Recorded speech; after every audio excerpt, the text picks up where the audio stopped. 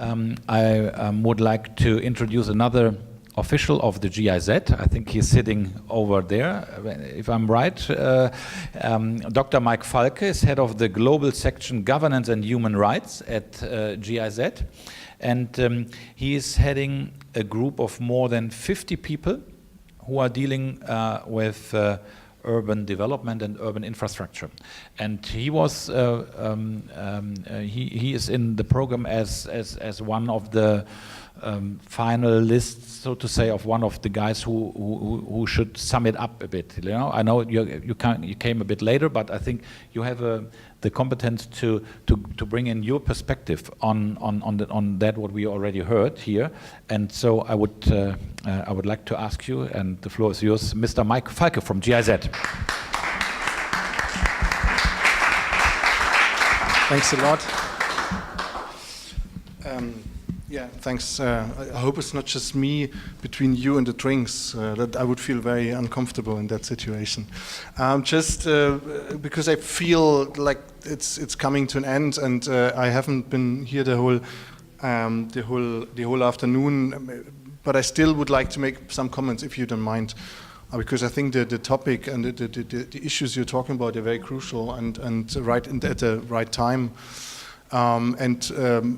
Might take a picture a little bit from, well, my perspective is seeing the discussion of smart cities in the context you're talking about it from a development perspective. So why, and the question is probably very valid, why is an organization like GIZ dealing with it? And maybe I would like to give you some answers. So and I make it short as well. But what we're talking about is basically three what we call now mega trends. I think that's what we phrase it. We talk about digitalization.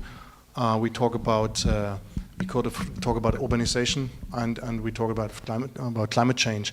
So all of them, all the three mega trends, they of course they have a connection, and they heavily influence each other. And I think this is very important.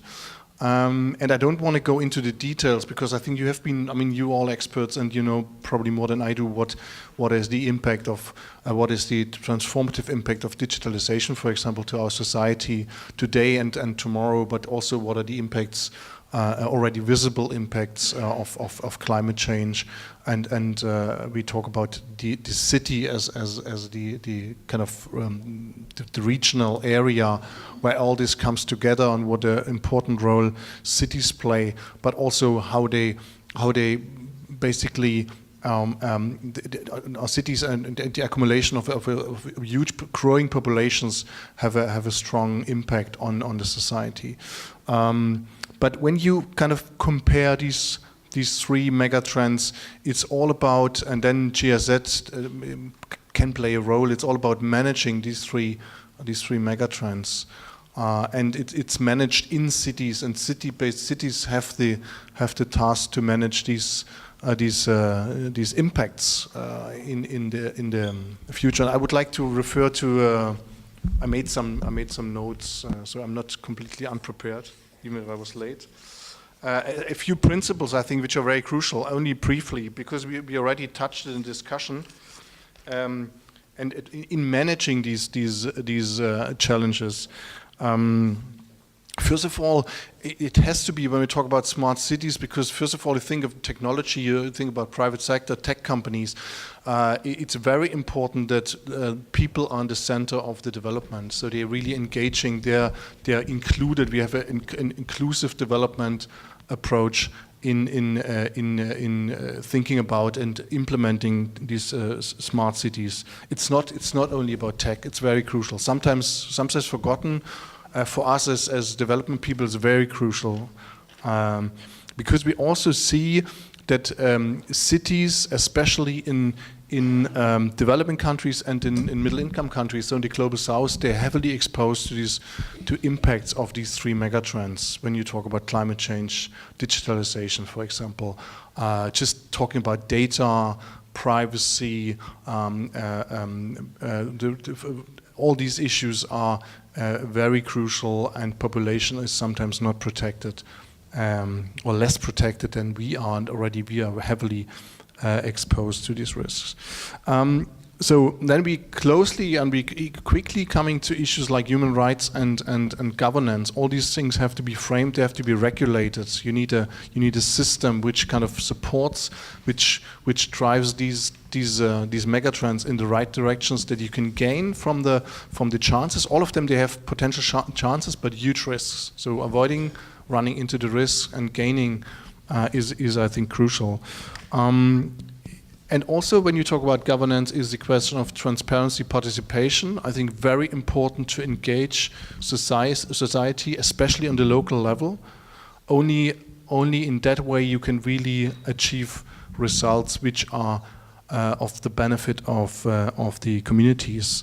A crucial element is also the role of women and also children. We talk about, especially when we talk about digitalization, for example, it's very important to include youth because these are the people that are driving also the developments. They're usually the consumers you're focusing on, providing the data, generating the data, etc. So including them in your approaches is crucial.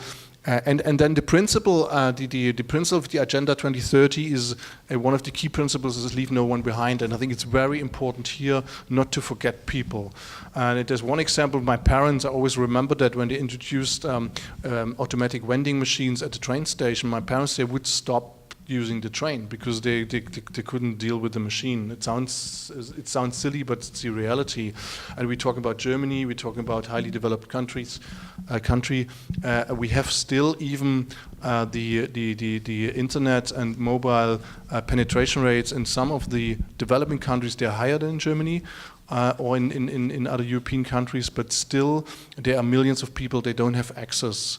And when you talk about smart concepts, you have to see that you kind of get these people, also keep them on board. And